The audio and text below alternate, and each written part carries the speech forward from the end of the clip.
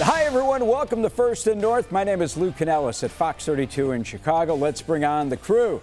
Joining us here on First and North from Fox in Detroit, Jennifer Hammond. From Fox Milwaukee, great to see Brandon Cruz back. And from Fox Minneapolis, we missed you, Ahmad Hicks, but Ahmad is back on the show as well. All right, thankfully, there's no training camp going on right now with this heat wave spread across the country. Guys, man, I'm sure these players would have a hard time getting through this weather right now. Ahmad, when you played, because you played the game collegiately, did you like playing in heat like this? No, absolutely not. We had workout groups at 6 a.m. and 3 p.m. in college, and I was a part of the 6 a.m. group every summer I was in Carbondale, although I hated going out late, partying, and then having to wake up at 5:30 to go to workouts, but I was just absolutely not doing gassers in the middle of the dead heat at 3 o'clock, so I was always a morning guy, not a fan of the heat. Hey, Jen, don't you love that? I knew Ahmad would be honest. He'd give us a real pointed answer there. When I went to college at Western Michigan University, I believe the top two party schools in the nation at that time were SIU, Carbondale, and WMU in Kalamazoo. So I kind of get what he's saying.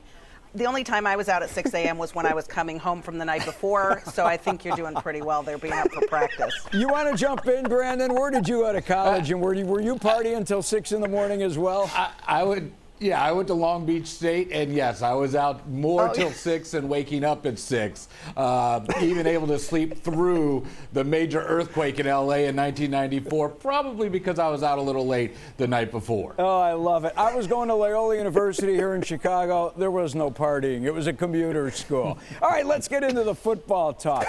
Former Packer Jaire Alexander signed a one-year deal worth $6 million with the Ravens. He's reunited with his former college roommate Lamar Jackson. Brandon, let me stay with you. Are you shocked how low his price tag was to go to Baltimore? I'm really not, just because he hasn't been on the field, and you just can't pay a guy that you can't count on to be on the field with the money that the Packers were supposed to pay him if they didn't release him. So to me, this was always going to be around the range he was going to get elsewhere, because you can't count on him at this point. Now, does that change through summer camp and what he does in Baltimore? We will find out. But in his time in Green Bay, he was a guy that just was out there about half of the time and wasn't always a great fit in that locker room. Now, when he was on the field, the guy was great. He contributed so much and really locked down a side of the field. But when you couldn't rely on him being on the field each and every week, you had to realize that his contract was not going to reach the numbers he had hoped and that he was going to get if the Packers had kept him. Ahmad, at numbers like that, why didn't the Vikings take a run at him?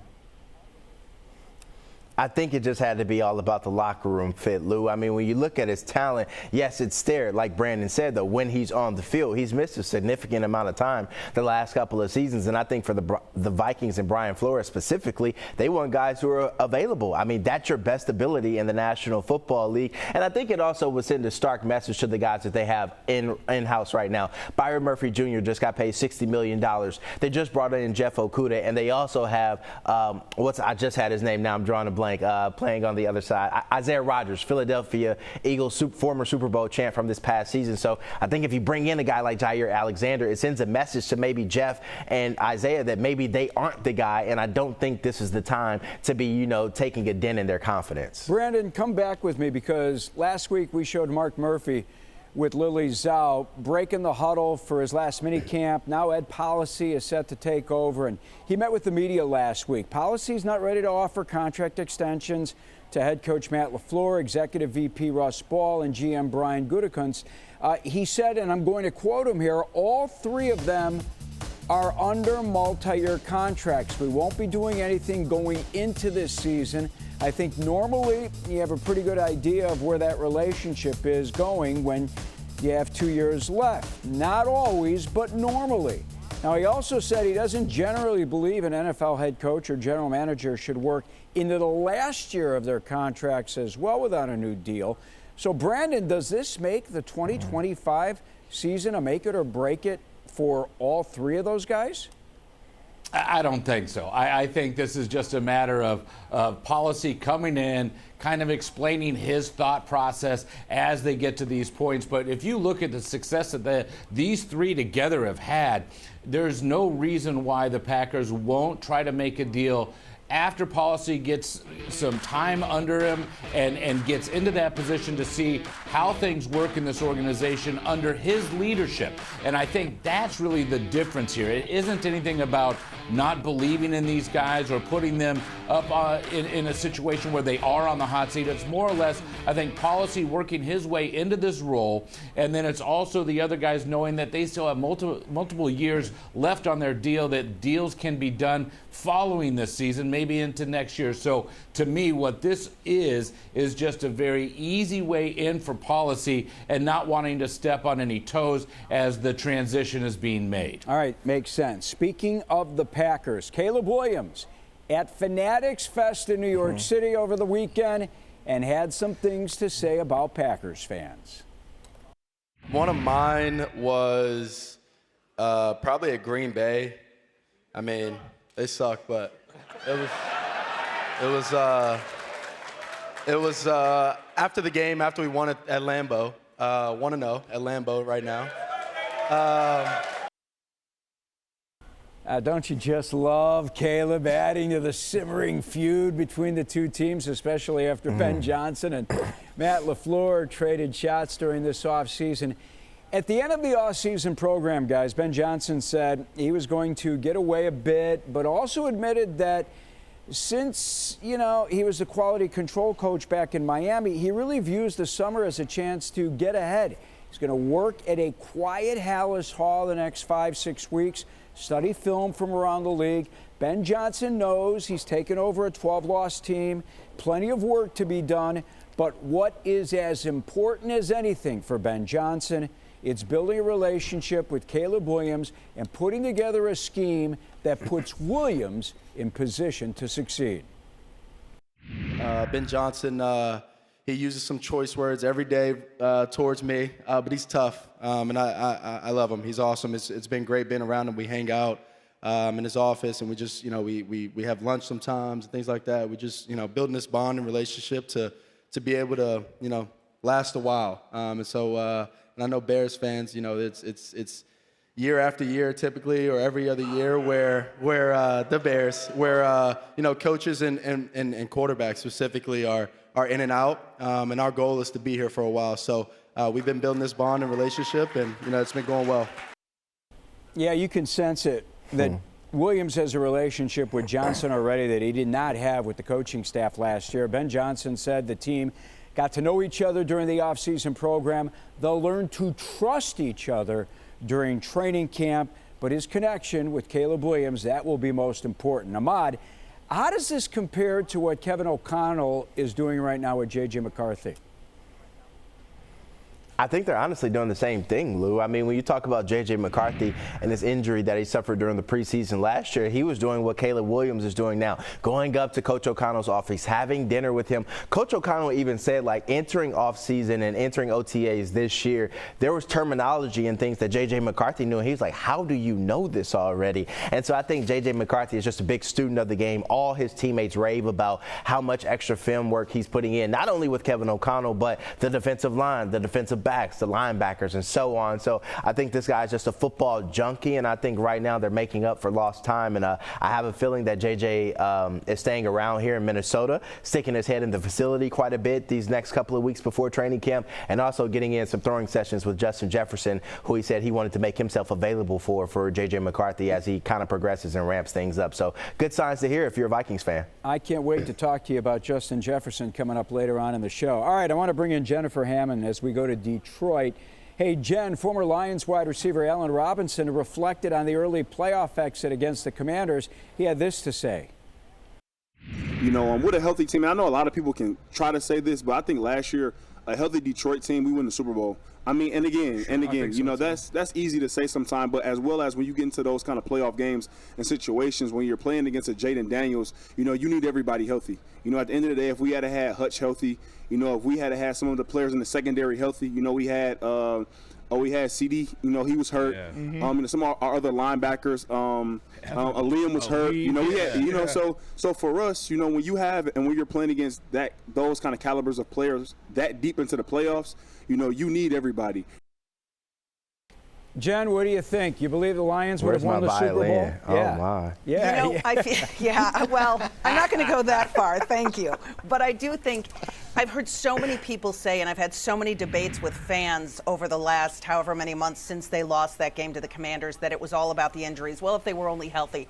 But I contend, and I have all along, that was a game that the offense actually lost. Their best players on offense, specifically Jared Goff, and I'm not pointing fingers. He will probably tell you as well. He did not have his best day. Too many turnovers. They weren't able to capitalize on the run game. They had some trickeration that fell through. J-Mo trying to throw that pass that turned out to be a pick. There were just too many weird things that went wrong for them in an offensive game plan. I think that really kind of cut their knees out from underneath them. Certainly, the defense needed to step up more if they would have had a pick six, if they would have been able to do some more things from a defensive standpoint. That can take you a lot of places. But I think that was a game that the offense lost for the Lions, and I don't think they were heading to the Super Bowl with that type of performance, no matter who the opponent was on that Sunday. What do you think, Brandon? Do you think that was a Super Bowl team in Detroit last year? I think initially, sure. But, I mean, this is the NFL. There's injuries for every team, and it's a matter of how you deal with that and how you compensate for losing guys. And the Detroit Lions lost so many key guys. There were too many to replace. I just think that this is what the league is. You can't look back and go, well, if everybody was healthy, we would have won. Every team can say that when they start camp in July. I mean, this is one of those things that this is the nature of this sport, good, bad, or indifferent. And for the Lions, it just didn't work out because too many guys got hurt at the wrong time. What do you think, Ahmad? Give me your opinion. Look, if I was 6'4", 220, I would be in the NFL right now. Look, everyone says woulda, coulda, shouldas, if-thens, and all that stuff. Like, look, the Lions were spanking butt all season long, and they were preaching next man up mentality. They were raving about that. And then the moment they lost and got, embarrassed in the playoffs, everyone wanted to talk about all those injuries. Look, I'm not going to lie. If they had all those guys, yes, they do have a better chance. But as Jennifer alluded to, their offense didn't play well. And I don't want to hear it. You spanked everybody all season long. You should have kept doing it in the playoffs. See, I'm going to go the opposite way, guys. Lions had to deal with nearly 24 injuries, landing 21 guys on injured reserve. I mean, you were talking about guys that were out of the lineup for extended periods of time. And in my opinion, at some point, it all catches up. And I get it. The defense didn't play well in that game. The offense couldn't keep up. But this is still a team that had the best record in the NFC, 15-2. And they go up against Jaden Daniels and the Commanders. Man, it was a tough road to hoe. This team is going to be healthy. We all talked about it a few weeks ago on the show. And everyone, to a person, a man and woman on this show, said that they felt that the Lions were going to be the cream of the crop in the NFC North come this year. All right. I'm just going to add one thing on top of you there, Lou. They were the best team in the league, and you mentioned that, and they had the first round bye. Everything set up for them perfectly. They had home field advantage throughout the playoffs, and what did they do? They laid an egg on offense in the biggest game of the season. Stay right here, They got Jen. there with those injuries. Real quickly, I want to get an inside look I like into the that. 2024 season. I mean, you're right, but I want to stay with you for a second. Did you see Jared Goff? He's going to star alongside Joe Burrow and Kirk Cousins in the Netflix series Quarterback Season 2. Here's a preview. Check it out. I feel so lucky to be the quarterback. Our expectations internally are to win a Super Bowl.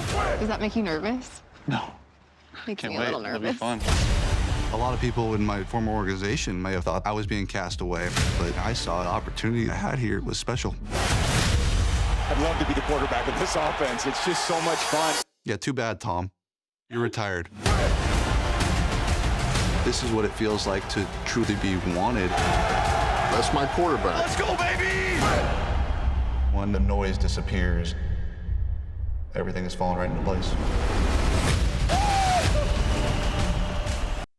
All right, Jen, I know you are ready to binge just like I am, right?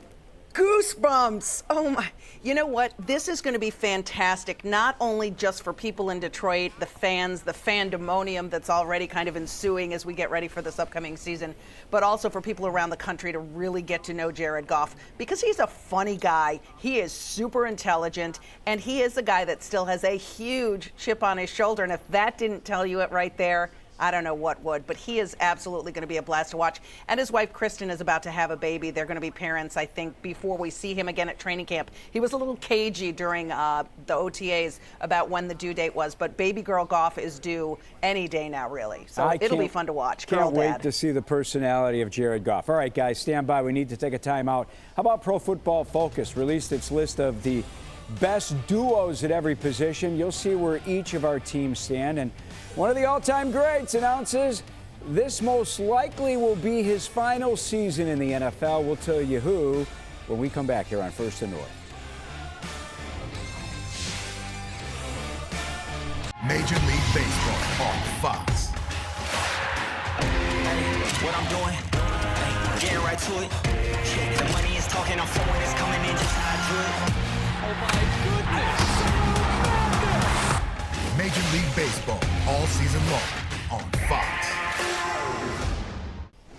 Welcome back. First and North, Lou Canellis, Fox 32 in Chicago, Jennifer Hammond in Detroit, Brandon Cruz, Milwaukee, Ahmad Hicks, Minneapolis. All right, guys.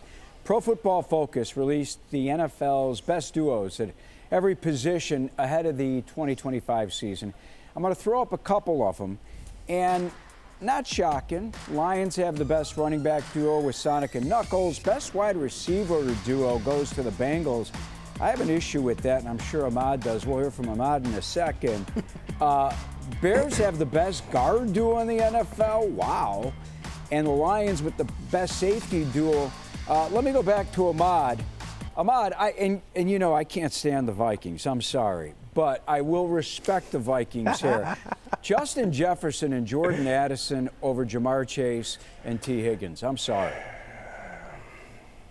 Look, I went on a rant last year, I think, when you were gone and Cassie was leading this show, and I just said I despise Pro Football Focus. I think they grade things and they have no idea what they're talking about at times. Because think about it. They hand out grades on Sundays for guys who may run a wrong route or drop a pass or whatever, but you don't even know if that was the play he was supposed to be running or if it was a busted route or busted coverage or something like that. So I would just throw that out there that I think PFF is garbage and people shouldn't be going to that. Now, with that being said, the last time the Bengals and the Vikings faced off, T. Higgins, Jamar Chase faced off against Jordan Addison and Justin Jefferson. One duo combined for 200 yards and 2 touchdowns with the backup quarterback, and the other duo combined for under 150 yards and no touchdowns, also with the backup quarterback. I'm siding with the Minnesota Vikings. I'm sorry. All day, every day. Dude, I'm with you. I'm with you. Jen, hard to disagree with the Lions duo in that backfield, right? Not at all, but Ahmad is starting to sound more and more like Allen Robinson, I'm thinking, crying over spilled milk down there or up there in Minneapolis. I will say for the Lions, it is no surprise that Sonic and Knuckles top the running back group. Last season, it was Jahmyr Gibbs who finished third in the league in total yards from scrimmage behind who? Saquon Barkley and Derrick Henry. I mean, he was unbelievable. He finished with 1929 from scrimmage, 14th, 1,412 rushing.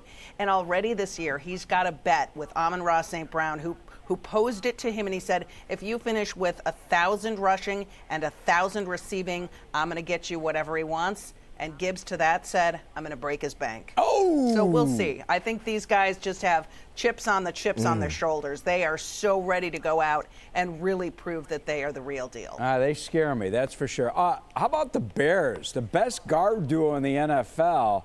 They haven't even played together in a regular season game. All-Pro guard Joe Thuney and Jonah Jackson. Now, Ryan Poles rebuilt the offensive line in one offseason through trades and free agency. They signed Drew Dahlman to play center as a free agent, but the trades for their 2 new guards on the offensive line, man, they were impressive, no question. Thuney and Jackson. All right, let's talk about Thuney. They picked him up for a 4th rounder. Not a bad deal. The guy's had an unbelievable career, 4-time All-Pro, 4-time Super Bowl winner with the Patriots and Chiefs. This guy has protected 2 of the game's greatest quarterbacks ever. Bears also traded a 6th-round pick for Jonah Jackson. Now, a lot of hope there because Jackson had a rough year with the Rams last season. Before going to L.A., though, he played for Ben Johnson in Detroit. Started 57 games at left guard for the Lions, so he knows Johnson's offensive scheme can be a huge asset for Caleb Williams. Jackson suffered a shoulder injury last season. He's healthy, and now he's going to get the chance to prove that the Bears do indeed have the league's best guard duo. The only division team not on the list is Green Bay. Fox Sports' Colin Cowherd touched on the Packers the other day, had some interesting comments when it comes to their roster. Take a listen. I think what has happened to Green Bay, they're a little bit like the Indianapolis Colts. We like their GM, we like their roster. We're just not sure how great they are at quarterback, and they don't have a lot of, like, oh my God players. Brandon, I have to be honest with you. I think Cowherd's exactly right. Yeah, Josh Jacobs, okay. Josh Jacobs, oh my God. But Jordan Love, I'm sorry. Right now, he has proven to me he's not worth the money.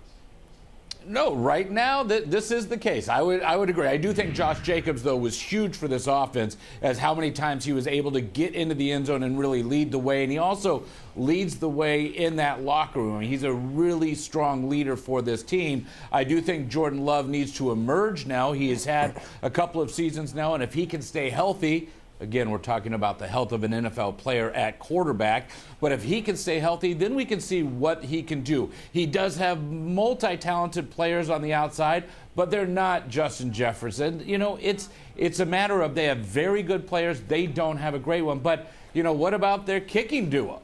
Brandon McManus, Daniel Whelan, those guys are great. They could be the duo that you're looking for from the Packers at this point, but I don't know if anybody wants to hang their hat on that. Oh, my gosh, giving me a kicker. Before I close out this segment, Ahmad, turn off his microphone, please. Will you shut off Brandon's mic? We know Aaron Rodgers signed with the Pittsburgh Steelers on a one-year deal. I don't know if you guys heard, he hopped on with his boy Pat McAfee, had this to say about his future. Yeah, I'm pretty sure this is it. You know, that's why we just did a one-year deal. Steelers didn't need to, put any extra years on that or anything. So, this was really about finishing with a lot of love and fun and peace for the career that I've had. I mean, I played 20 freaking years. It's been a long run, and I've enjoyed it. And what better place to finish than in one of the cornerstone franchises of the NFL with Mike Tomlin and a great group of leadership and great guys in the city that, expects you to win. Ahmad, give me a quick reaction. They may miss the playoffs. I don't think they go to the playoffs. I mean, he's gone. It's not like he's on a Tom Brady-esque finish to his career where he's going out winning Super Bowls or vying for a Super Bowl. This is a guy just playing for personal pride at this point. Let it go. Walk away. Retire. We won't miss you. Jennifer, real quick. I agree with Ahmad. I think that it's really just a matter of him going there and trying to maybe be a little bit happier, but I don't know. Who knows how his season ends and who knows how they even finish, but I don't think that the Steelers are going to make the postseason. All right, Stacy, our director, turn on Brandon's microphone just for a quick second. I want to hear what he thinks. Look for a new ayahuasca retreat to open in early January. Hey, in Chicago, Brandon, he'll always be remembered as the owner of the Bears with a 26-5 record. I'll leave it at that. Back with a closing word right after this.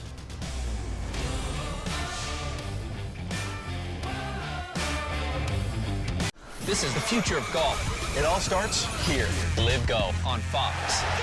This is going to be hot. It'll be a party. Long live golf. Let's go! Finally, Bengals quarterback Joe Burrow went viral over the weekend at the Fanatics event. The guy couldn't hit the target here. Look at how bad he was. I'm telling you, he couldn't hit water from the side of a boat. Ahmad, what happened to this guy's arm? Is he spending too much time with his Sports Illustrated swimsuit model girlfriend? What is going on? Guys just trying to show off, man, trying to show off that velocity. Just go slow and steady down the middle. That's what I try and do. Don't embarrass yourself, Joe. Jen, is that what we have to look forward to from Burrow? All I can tell you is that I think Jared Goff would have done a much better job. His dad, Jerry, was a catcher in Major League Baseball. Enough said. Good to see you guys. We'll see you next week.